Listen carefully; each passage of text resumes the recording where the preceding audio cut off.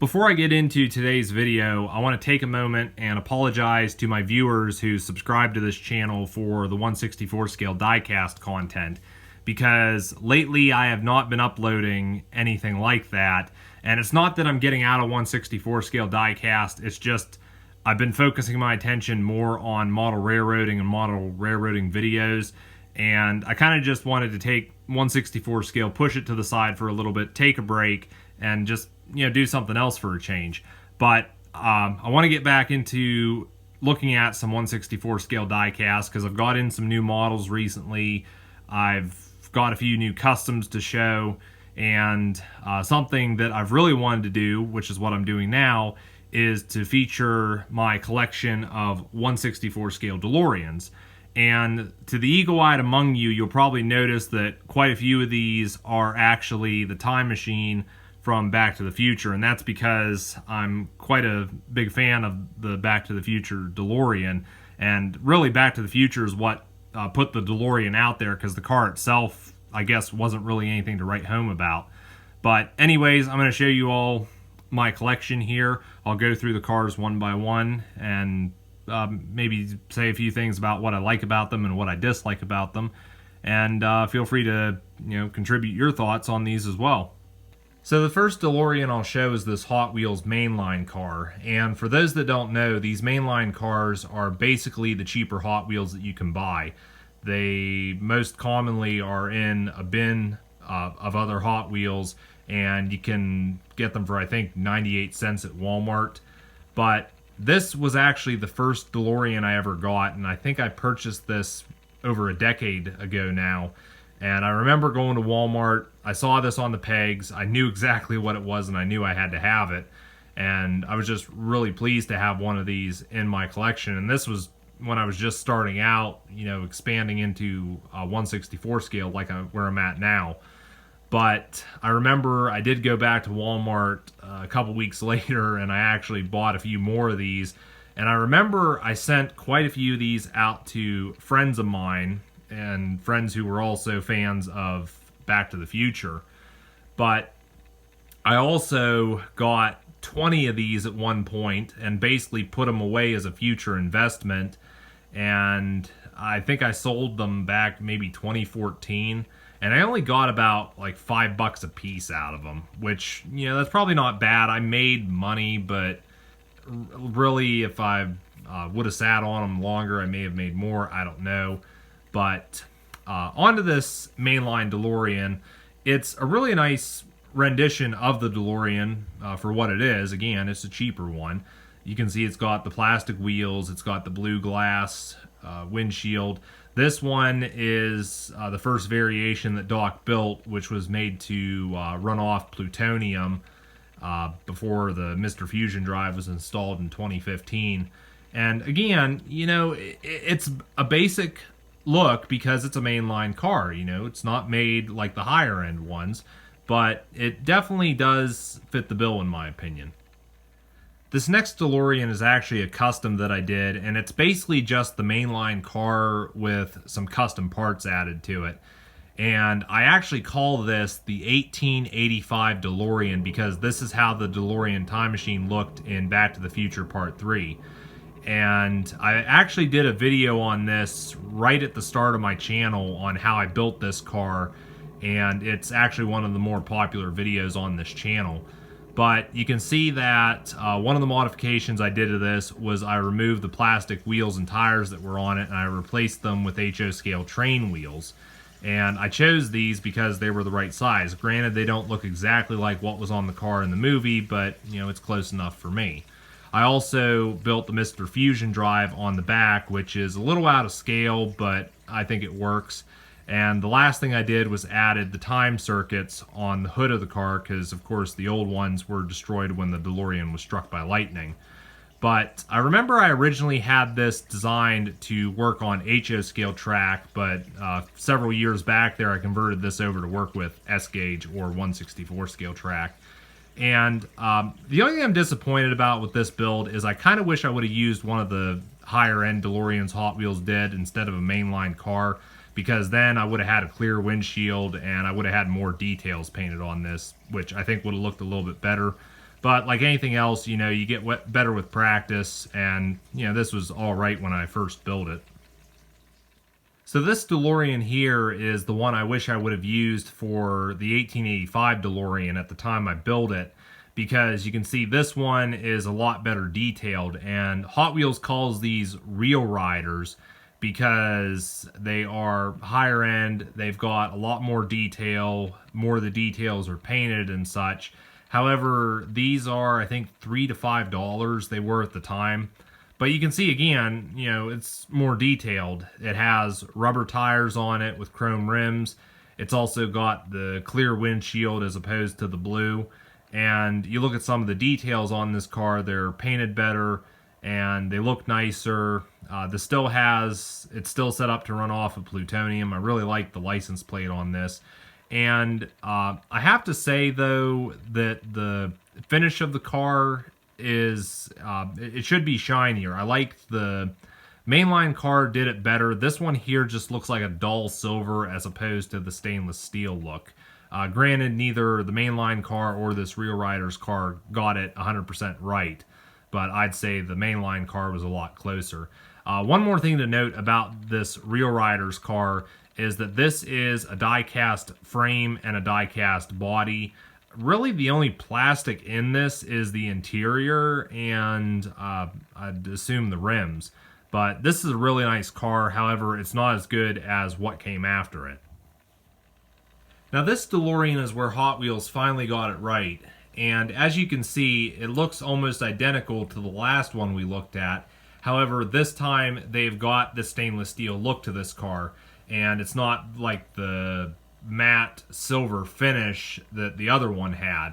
And once you get that stainless steel look down with this DeLorean, it really makes it look like the one from the movie. Now, unfortunately, I think Hot Wheels went a little overboard with the stainless steel look, because you'll notice that the back of the car, this bit here, has been left in that bare metal look as well, which I liked the gray look that the other cars had. The fact that this is stainless like everything else doesn't make it stand out. But you can see that it still has the other details on it which are painted. And I believe that they went with polished tires on this version as well, which again makes the car look a lot more flashy. But for me, the stainless steel look is what this car was really missing before. Now, this DeLorean is another one that Hot Wheels gave the stainless steel look to, and it's another Real Riders, and it's what I'm calling the 1955 DeLorean, because this is basically how the DeLorean looked after Doc had rebuilt some of it after it had been struck by lightning and basically sitting in an abandoned mine for how many years. But what I really like about this has to be the way the wheels stand out on this, and this is exactly how they looked in the movie, because the car had red rims with white wall tires. Now, the one thing Hot Wheels didn't do here was that in the movie, Doc had actually beefed up the suspension on the car to negotiate the rough terrain back in 1885. Now, Hot Wheels obviously did not do this and instead just, left the axles fixed in place where they were on the casting. But other than that, the wheels look really nice on this. And you can also see that we have the new time circuits on the hood. And I like those a lot more than the ones that I built for the other DeLorean. They're more to scale, although it's a little disappointing that Hot Wheels did not take the time to paint anything on those other than just the box. And I think it looks like they painted the straps a little bit. But I kind of would have liked to have seen a little more detail there. This car also has the Mr. Fusion drive on the back of it. So, at the time, this car was running on Mr. Fusion because plutonium, they got rid of that before they went to 2015. Well, Doc got the Mr. Fusion drive from 2015. But another thing I like about this is the fact that Hot Wheels gave this, you can see the back of the car is actually black here, where originally on the other one it was left in a stainless look. And I think that looks a lot better. I think this plate looks a lot nicer than the other ones we've seen. But overall, I'd have to say this would probably be my favorite out of the DeLoreans I have, just because I feel it looks so much like the one from the third movie. Now we come to the only DeLorean in my collection which isn't Hot Wheels, and it's this Johnny Lightning one. Now Johnny Lightning produces higher quality die-cast, and this DeLorean, unlike the others, was actually purchased in a set, which was basically, it came with 2 vehicles and 3 figures. Now the 3 figures were, as you can see, Marty, Doc Brown, and Einstein, and the 2 vehicles were this DeLorean alongside the Doc Brown Enterprises van, which I don't have, because honestly the van was a joke.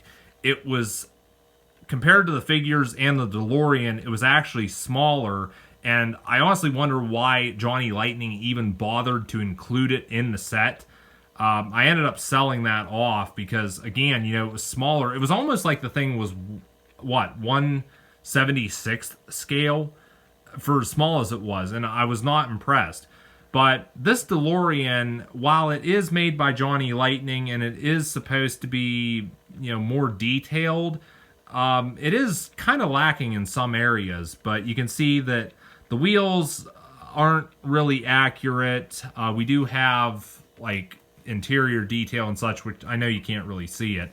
But we got all the, like, the wires and everything around the car. There is some details on the back here. We also got the Mr. Fusion drive, but personally I think the one on the Hot Wheels car we looked at previously, the Mr. Fusion drive looked a lot more convincing.